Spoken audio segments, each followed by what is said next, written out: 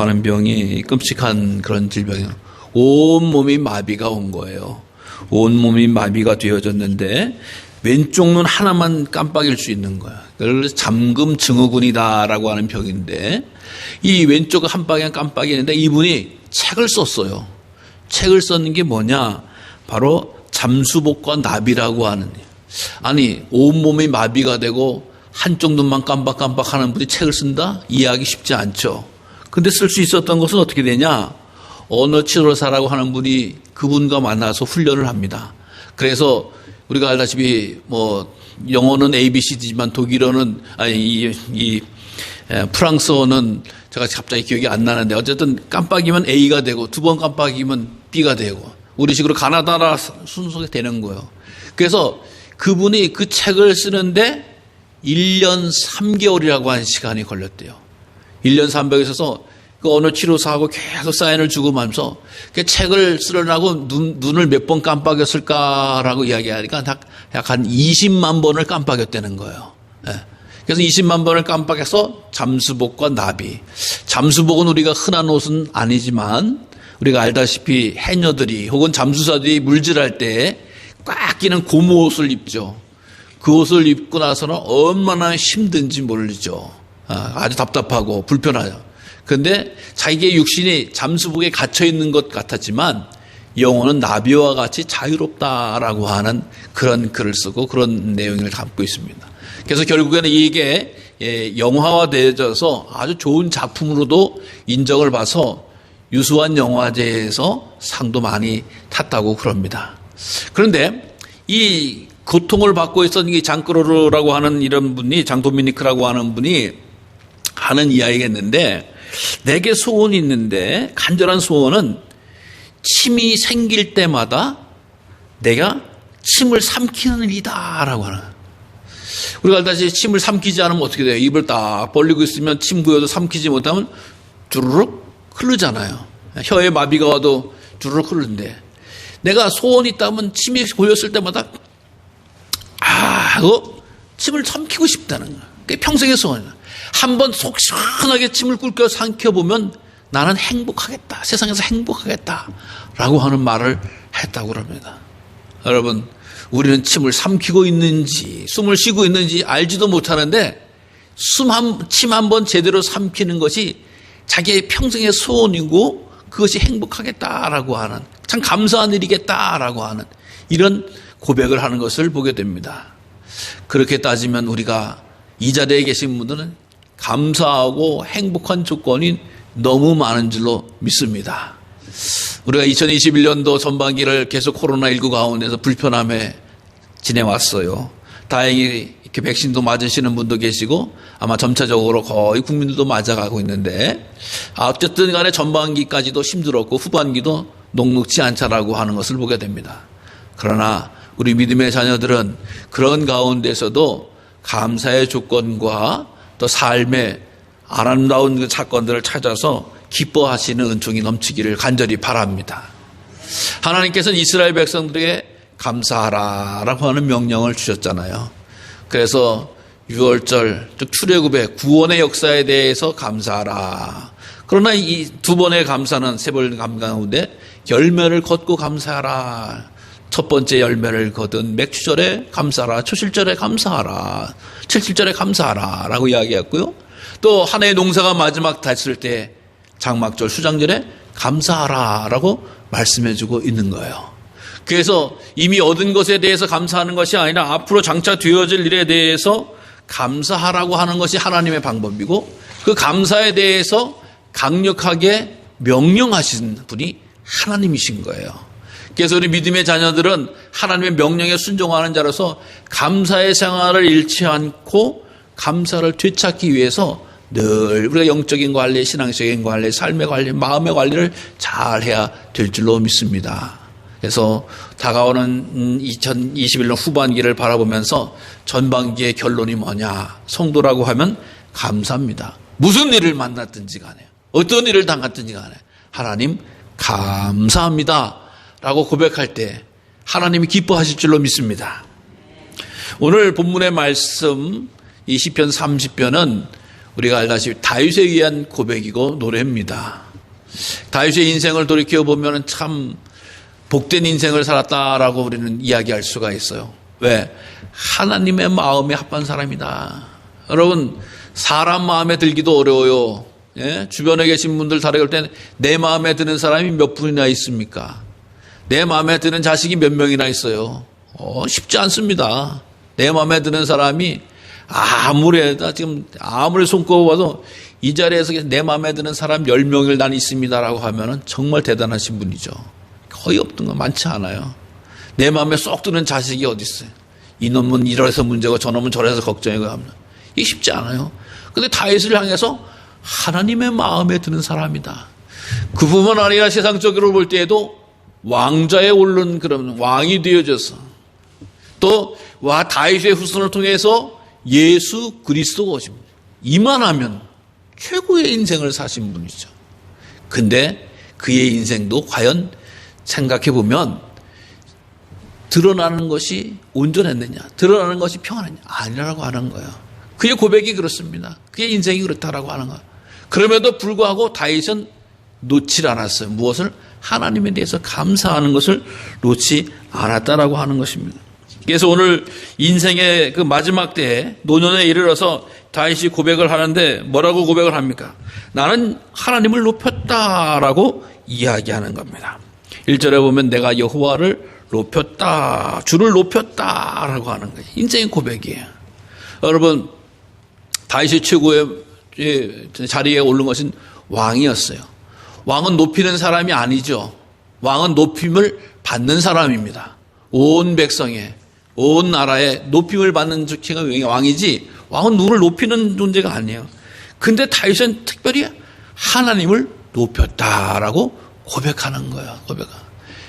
내 위에 아무도 없다라고 하는 것이, 내서 이 나라 내 마음대로 한다, 내 기분대로 한다, 내 명령대로 한다라고 하는 것이 왕들의 특징인데 다윗은 그것이야. 내 위에 하나님이 계시다. 나는 하나님을 높이는 존재다. 하나님을 높이면서 살았다라고 고백하는 거예요. 여러분, 지난 우리 6개월 동안 누구를 높이며 살았습니까? 마땅히 하나님을 높이며 살았는 줄로 믿습니다. 근데 그거 쉽지 않아요. 여러분, 자기를 높이는 요즘 세상이 아니겠어요? 주변의 상대방을 높이는, 사도 바울은 나보다 남을 낮게 여겨라 라고 이야기하는데 낮게 여기질 못해요. 남을 높이지 못해요. 어디 가서 존경하고 존중하고 인정하는 그런 관계가 지금 다 무너졌어요. 예? 정말 부모가 자녀들을 존경하고 존중하는 것도 쉽지 않고, 스승을 또 선배를 또 가르치는 사람들을 또 국가의 지도자들을 존경하고 높이는 사람은 없어요.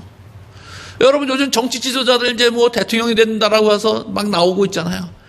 서로를 존중하는 게 어디 있어요? 그냥 온갖 걸 다 가지고 함부로 대하는 거예요. 존중하는 시대가 아니에요, 지금은. 예. 근데 다윗은 뭐라고요? 나는 하나님을 높이며 살았다라고, 하나님을 높이며 살았다. 왕이 되면은 특징이 있어요. 더 이상 높일 것이 없기 때문에 어떤 일이 벌어져요? 왕은 자기가 신이 되려고 그래요. 어디든지 강력한 왕권을 가진 사람은 다 자기가 신이 돼요. 예? 나를 숭배하라, 나를 섬기라 라고 하는 거예요. 여러분, 다윗이 하나님을 높인 구체적인 두 가지 증거가 있어요. 정말 다윗이 하나님을 높였어요? 그렇습니다. 왜요? 다윗은 여호와의 전을 지키기를 사모했어요. 여러분 알다시피 집을 짓는다라고 하는 것은 큰 일입니다. 우리가 교회를 건축한다. 엄청난 재정이 들어가는 거예요. 또 온갖 집중이 시간이 들어가는 거예요. 예? 우리 그 짧은 리모델링 할 때도 얼마나 우리가 막대한 어떤 시간과 또 물질도 들어간 거예요. 어떻게 보면 예산에 비해서. 근데 왕궁을 아무도 저보지도 않았던 이 다윗은 하나님의 궁정을, 하나님의 성전을 지켰다라고 하는 마음을 가지고 있었던 거예요. 그래서 다 모았어요. 엄청난 재물을 들어갔다는 거, 재물이 들어갔다는 거죠. 근데 하나님이 막으셨잖아요. 그렇지만 다윗의 마음은 사실상 하나님의 전을 짓겠다라고 하는 거예요. 그러니까 자기 인생을 다 들여서 하나님께 투자해야겠다, 섬기겠다, 모든 걸 다 드리겠다라고 하는 모습이 다윗의 신앙의 특징이에요. 왜? 자기가 왕으로만 생각하는 사람은 성전보다도 왕궁을 더 져야 되는 거죠. 왕궁을 크게 져야 되는 거야.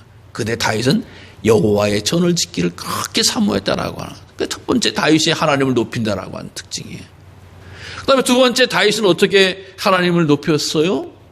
찬양을 통해서. 우리가 시편의 내용을 요즘 새벽 기도 시간마다 읽고 있잖아요. 여러분 시편의 말씀을 곰곰이 생각해 보시기 바랍니다.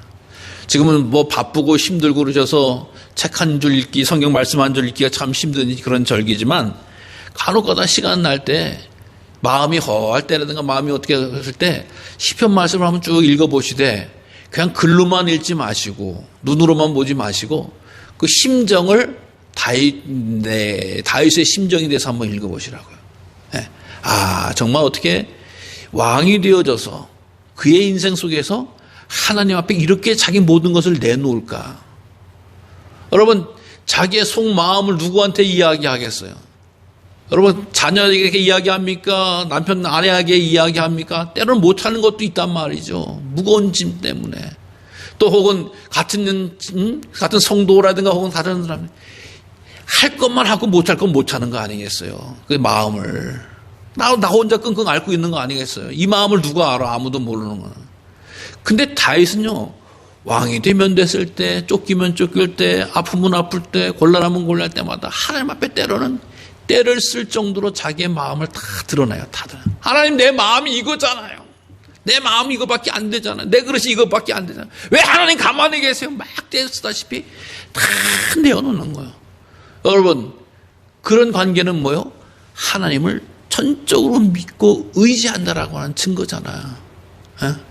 내가 말 한마디 잘못하면 이게 말이 어떻게 돌아가가지고 무슨 얘기로 돌아갈까? 이게 두려웠고 떨리는 것이 인간관계의 모습인데 자기의 모든 것을 하나님 앞에 꺼내놓는 것은 하나님을 믿는다라는 거 하는 거예요.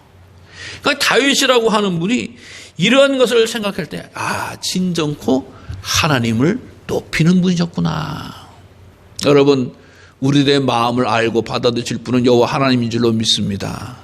그 하나님을 향해서 진정으로 높이신다고 하면 우리의 마음을 열으세요. 마음을 들이세요. 모든 마음을 고백하세요. 하나님께서 치료해 주시고 위로하실 줄로 믿습니다. 그러면서 그런 이야기할 때 하나님의 은총은 평생입니다. 겨우 하나님 앞에 찬송하고 기억하고 감사하는데 그의 노염은 잠깐이요 그의 은총은 평생이로다. 하나님을 곰곰이 만나고 생각했더니 하나님이 평생토록 은총을 베풀어 주었다. 내 인생을 통해서 은총을 베풀어 주었다. 이게 고백이거든요.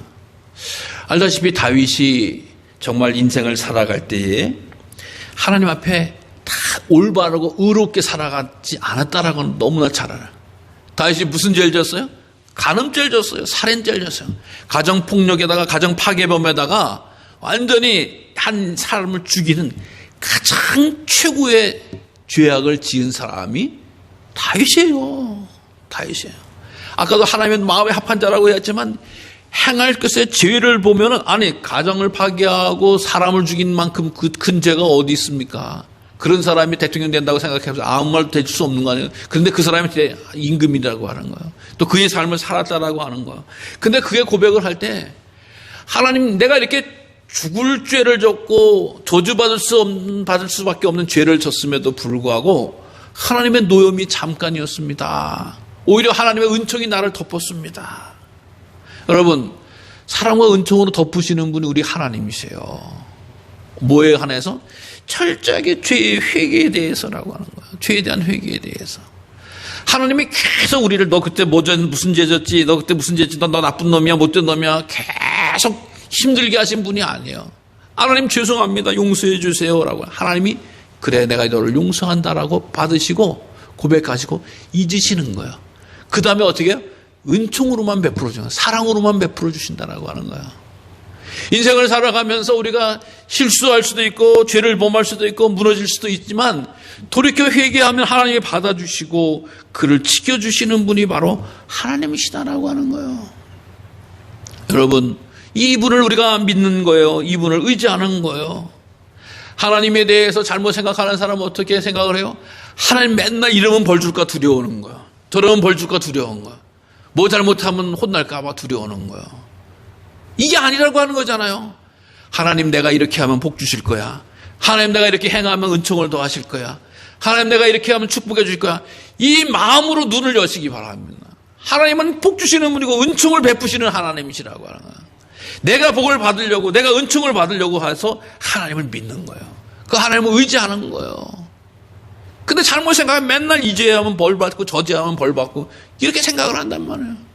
여러분, 오늘 우리가 이 시간을 맞이할 수 있는 것은 여호와 하나님의 은총인 줄로 믿습니다. 지난 6개월을 보내는 것도 여호와 하나님의 은총이다라고 하는 거예요. 하나님 감사합니다. 주의 은총이 더 크고 놀랍습니다. 여호와 하나님을 정말 하나님을 분노하는 하나님으로만 두려워하고 떨고 있었던 것을 용서해 주십시오. 여러분, 하나님은 은총의 하나님이신 것을 반드시 기억하시고 주의 은총이 덮으셔서 하나님의 나라까지 우리를 인도해 주신 줄로 믿으시기를 바랍니다. 그러면서 다윗은 돌이켜보면서 이런 이야기를 해요. 생각해보면 참 위험한 때가 있었는데 그때가 언제냐? 바로 형통할 때였다. 잘 될 때야. 잘 된다라고 하는 때 진심으로 하나님을 찾고 믿고 의지하는 사람이 참 믿음의 사람이죠. 어렵고 괴로울 때, 아프고 힘들 때 하나님 찾을 때는 당연히 믿음의 사람이지만 잘 되고 있을 때 하나님을 찾는 사람이 진짜 믿음의 사람이라고 하는 거예요. 왜요? 다윗이 돌이켜보니까 이 형통이라고 하는 것이 참 좋지만 유혹이 많다는 거예요. 왜? 하나님을 잃어버릴 유혹이 많은 거예요. 하나님을 잊어버리는 거예요. 돈 잘 벌고 권력 얻고 승승장구할 때 하나님이 도와주셔서 잘 된다라고 생각하지를 못한다는 거예요. 내가 잘나서 내 힘이 좋아서 내 지혜가 뛰어나서 나의 능력이 있기 때문에 가능하다라고 착각한다라고. 그러니까 다윗은 형통할 때가 오히려 위기였다라고 하는 거예요. 아까도 말씀드렸습니다만은 다윗이 인생을 통해서 보면은 사울에게 쫓기는 삶을 참 오랫동안 살았거든요. 그때 죄에 졌다고 하는 기록이 없어요. 다윗이 말년에 노년에 이렇게 편안할 때, 형통할 때 간음죄와 살인죄를 짓게 되어지는 거예요. 전쟁하러 다니고 사울에게 쫓기러 다니고 이때 죄를 진 게 아니라고요. 하나님이 이 형통하게 뒷짐지고 잘만 하고 놀만 하고 쉴만 하고 두려울 만 없지 않으니까 그때 죄를 지었다라고 하는 것을 고백하는 거예요. 여러분, 형통의 때에 하나님을 반드시 기억하시기를 바랍니다. 하나님을 의지하시기 바랍니다. 다윗을 통해서 이런 모습을 보여주고 있다라고 하는 거예요.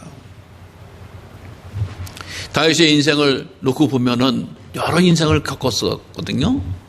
아까도 다윗이 하나님의 기름을 부음 받았다라고 지난 설교에 말씀을 드렸잖아요. 기름 부음 받을 때 막내라서 그 자리에 있지도 못하고 밖에서 양치고 있었다. 그러니까 8 형제 가운데서 완전히 말죄 취급당해서 가족으로도 지킴 받지 못해요. 여러분, 그런 막내가 여호와의 기름 부음을 받았다. 죄송한 이야기입니다만 여러분 가운데서 형제가 여러 가운데 내가 장남이고 장녀고 맨 밑에 동생은 완전히 애기 같고 어떻게 보면 자기가 동등한 취급을 받지 못해요. 근데 얘가 사무엘이라고 위대한 선자의 기름을 부음을 받았어요.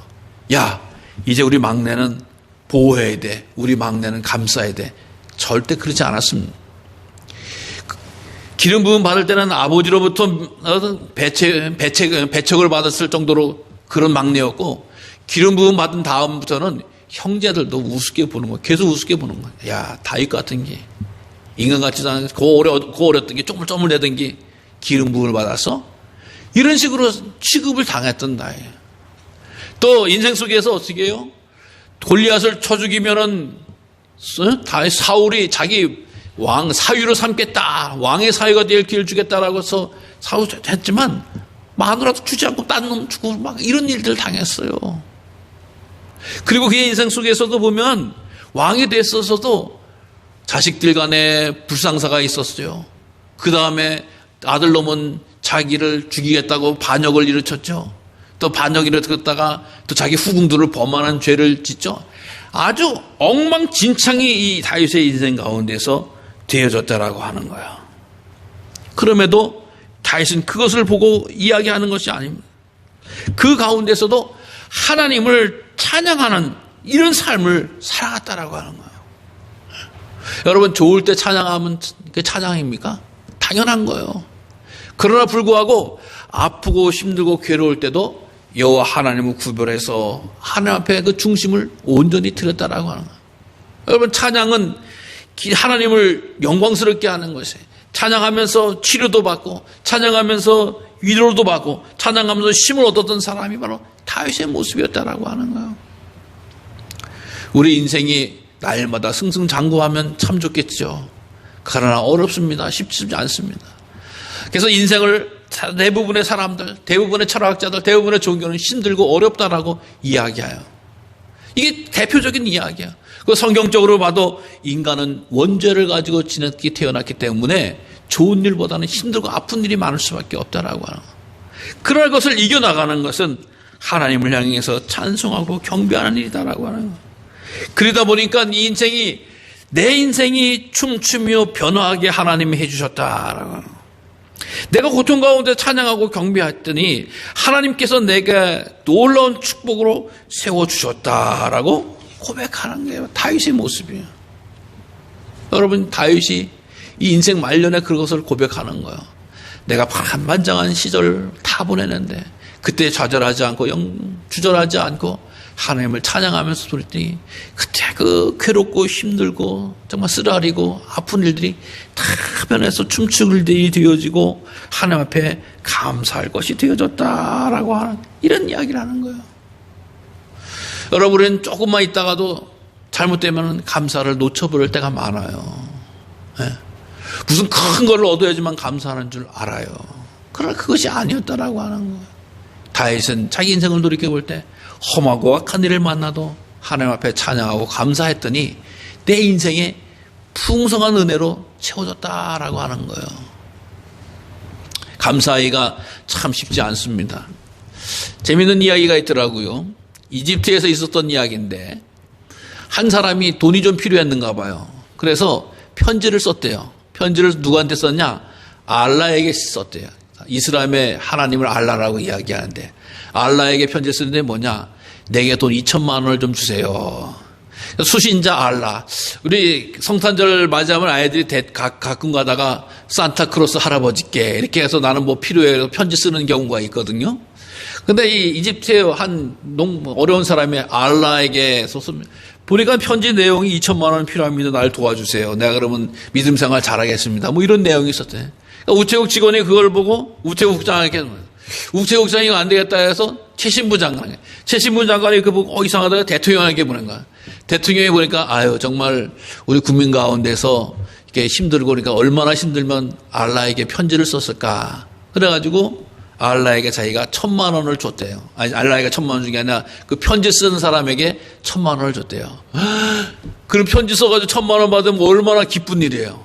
근데 편지 쓴 사람이 딱 1,000만 원을 받으면서 기분 나빠하더라는 거야. 왜? 알라가 2천만 원을 줬는데 대통령이 1,000만 원 띵겨먹고 자기한테 1,000만 원밖에 안 줬다는 거지. 여러분, 편지 하나 써가지고 1,000만 원 받는 감사하고 기뻐하도 헐떡 뛰고도 난리가 나야 될 텐데 마음에 감사하지 못하는 거야. 알라는 2천만 원 줬는데 가운데서 띄어먹는 사람이 있구나. 여러분, 이거 병 아니겠어요? 예? 감사를 잃어버리는 거, 감사를 찾지 못한 거. 여러분, 하나님이 우리에게 넘치도록 부어주시고 없는 가운데 자격도 없는데 조건도 없는데 주셨는데 그것을 감사함으로 받는 복이 임하시기를 바랍니다.